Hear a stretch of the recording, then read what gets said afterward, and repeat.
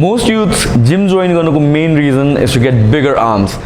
खतरा जिउ बनाउने भने कि it does include a body that has bigger arms. So मैले पनि जिम जोइन गर्ने बेलामा चाहिँ मेरो goal was to have arms that would त्यो टी-शर्टहरु लाउँदा टाइट होस् and it shows a sign of strength as well. So आजको भिडियोमा we are going to talk about biceps. However, biceps are more important or triceps. That's a debate for another topic. As I'll tell you a few things. जसले गर्दाखेरि चाहिँ you can grow the size of your biceps.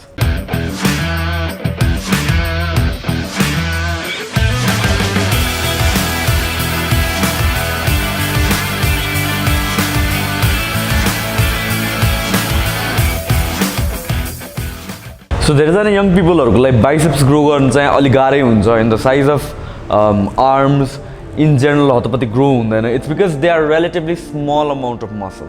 र small muscle हुने बित्तिकै the amount of weight जुन हामीले lift गर्न सक्छौं in a certain exercise त्यो पनि घट्छ. So त्यसमा progress गर्न नै गाह्रो छ के. So त्यसलाई how do we overcome that? How do we grow the size of our arms? Because that's a priority for a lot of young kids. So first of all, biceps भनेको के हो बुझौँ है त. biceps भन्ने बित्तिकै it has the word bi. Bi means two. So biceps मा दुईटा muscle हुन्छ के. So दुईटा muscle group को combination is called biceps and त्यसलाई हामीले एउटा certain variation दुईटा variation दिनलाई चाहिँ जरुरी छ to train both heads र biceps एउटा complete form मा आउनको लागि एउटा full develop गर्नको लागि there are few things that we need to follow. So biceps in general जुन पनि pulling movement मा चाहिँ train हुन्छ. So के हामीले pull गरिरहेको छौं back को exercise गरिरहेको छौं या pull ups गरिरहेको छौं or whatever it is हामीले pull गरिरहेको छौं भने biceps engage हुन्छ नै. तर त्यतिले मात्र चाहिँ पुग्दैन. Some direct work पनि गर्नलाई जरुरी छ for the biceps and त्यो डाइरेक्ट वर्क पनि कस्तो खाले गर्ने त, कसरी गर्ने, कुन रेपिटेसन रेन्जमा गर्ने, कुन भेरिएसनमा गर्ने, त्यसको बारेमा फ्यु थिङ्सहरु है त. सो हाम्रो बाइसेपको ट्रेनिङमा युजुअली दुईटा भेरिएसन हुन इम्पोर्टेन्ट छ. खासमा भन्यो भने तीनटा हो तर दुईटा भेरिएसन हुन चाहिँ एकदम इम्पोर्टेन्ट छ. That is one should be a basic movement जुनमा चाहिँ we can lift more weights, we can lift heavy weights and the second one भनेको चाहिँ जुन चाहिँ कन्ट्रोल्ड वेमा गर्न सकिन्छ क्या हामीहरुले. कन्ट्रोल्ड वेमा चिट नगरेर गर्न सकिने movement and third variation would be something that will stretch the biceps muscle. So तीनटैको कुरा गर्ने हो भने फर्स्ट हेभी मुभमेन्ट भनेको चाहिँ it can be either dumbbell curls और बारबेल कर्ल्स. त्यसमा अलिक बेसी वेट उठाउन सकिन्छ, अलिकता मोमेन्टम युज गर्न सकिन्छ. Usually we train this around 6 to 10 repetition गराउन्डमा. And then there are अर्को एक्सरसाइजहरु जुन चाहिँ आइसोलेसन एक्सरसाइजहरु छ जुनमा चाहिँ मोर स्ट्रिक्ट फर्म इम्पोर्टेन्ट छ. That can be either maybe concentration curls और प्रिचर कर्ल्स. यो एक्सरसाइजहरु चाहिँ वी क्यान डु अलिकता हायर रेपिटेसनमा, सम अराउन्ड 12 to 15 रेपिटेसन गराउन्डमा. And the third variation would be something that will stretch the muscle. So one of the best exercises for this purpose भनेको चाहिँ incline dumbbell curl हुन्छ. So incline dumbbell कर्लमा के हुन्छ भनेपछि हामीले normally workout गर्दाखेरि जुन फर्म अफ कर्ल गर्दाखेरि एल्बोज चाहिँ हाम्रो साइडमा हुन्छ.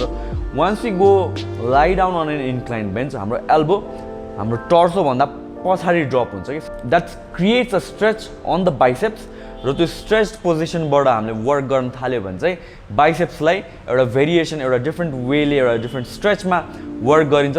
माइन्ड यु धेरै हेभी वेट्स चाहिँ यसमा लिफ्ट गर्न सकिँदैन compare to maybe dumbbell curls. Inclined dumbbell कर्लमा चाहिँ हेभी गर्न सकिँदैन but that makes the movement hard र बाइसेप्स ग्रो गर्नको लागि त्यो एडेड स्टिमुलस त्यो एडेड एउटा भेरिएसन चाहिँ त्यसले प्रोभाइड गर्छ. सो फ्यु थिङ्स अर्को इन्कर्पोरेट गर्न सकिन्छ for growing the bicep. That is one thing भनेको चाहिँ training your arms more than once per week.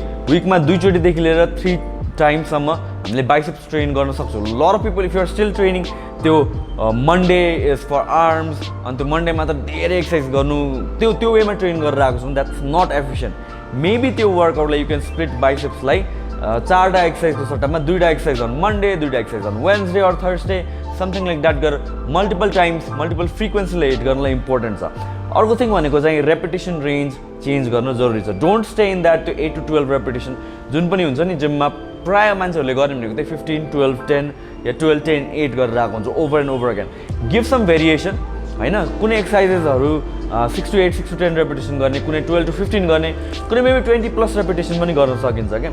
So त्यसरी चाहिँ रेपिटेसनको भेरिएसन चाहिँ दिनलाई जरुरी छ बिकज द्याट ट्रेन्स हाम्रो बाइसेप्सको डिफ्रेन्ट मसल फाइबर्सहरुलाई.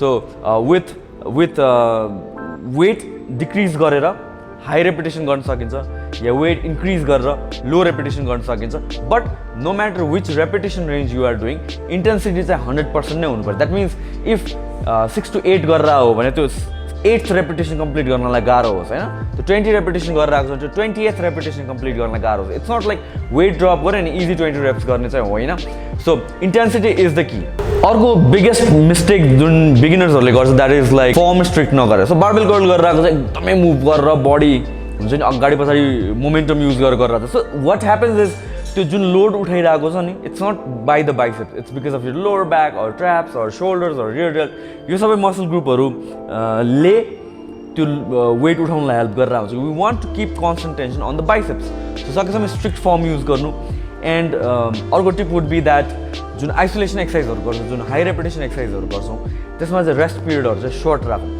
सो हेभी गर्दाखेरि maybe you can take 1.5 2 minutes even 3 minutesसम्म पनि रेस्ट लिन सक्छौँ इन बिट्विन सेट्स तर आइसोलेसन एक्सर्साइजहरू हाई रेपिटेसन सेट्सहरू गर्दा चाहिँ keep that rest to a minimum maybe 30 to 45 seconds rest so that बाइसेप्समा ब्लड फ्लो भइराखोस् र त्यसले गरेर चाहिँ more constant tension in between sets पनि त्यो ग्रो गर्नको लागि मसल ग्रो गर्नलाई चाहिँ प्रोभाइड गरोस् now one most important thing है त यो this is something that is easily overlooked मलाई पनि for long period of time थाहा थिएन that is we have a muscle called brachialis या ब्रेकियोरेडियालिस पनि भन्छ ब्रेकियालिस भनेर भनौँ होइन which is this muscles now यो मसल किन इम्पोर्टेन्ट छ भनेपछि यो फोर आर्म्सबाट ओरिजिनेट भएर बाइसेप्समा गएर इन्सर्ट हुन्छ कि सो बाइसेप्सको भित्रपट्टि जान्छ कि and when we train this muscles त्यो भित्रबाट ग्रो हुन्छ कि भित्रको पार्ट नै ग्रो भएपछि this peak and everything else biceps झन् ग्रो भएर जान्छ सो त्यो कारणले ब्रेकियालिसलाई ट्रेन गर्नु इम्पोर्टेन्ट छ and for this maybe reverse कर्ल्सहरू या ह्यामर कर्ल्स या पनि केबलमा रोप कर्ल्सहरू जुनमा चाहिँ न्युट्रल ग्रिप हामीले होल्ड गर्छौँ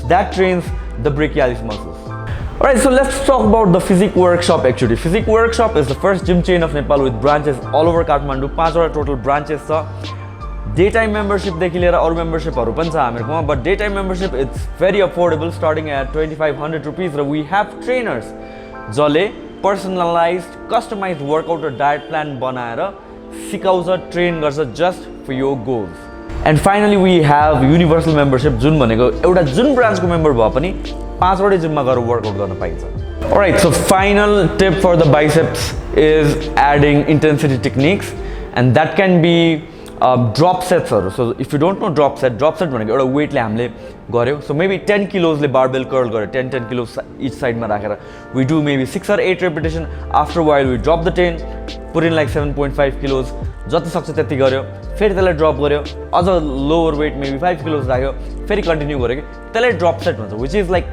रेस्ट पिरियड बिचमा लिँदै नलिएर we just drop the weight and continue on with the reps. So that's a very useful intensity building techniques called drop sets. Every workout मा नगरौँ every exercise मा नगरौँ maybe once a week एउटा bicep exercise को एउटा set मा try गरेर हेरौँ हैन. Similarly अर्को intensity building technique can be slow negatives.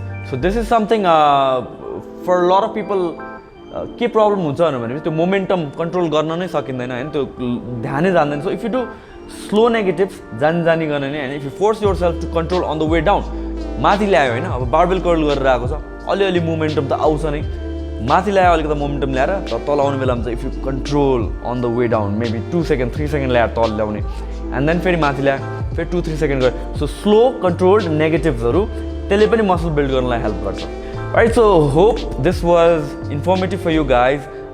Arms र especially biceps grow गर्न impossible नै चाहिँ होइन अलिकति गाह्रो छ but यो certain techniques-हरु यो certain methods-हरु apply गर्यो भने चाहिँ you'll definitely have bigger arms especially for the summer. So make sure you apply them in your workout and that's going to be it for today. Thank you so much for watching and I will see you guys next time in another video.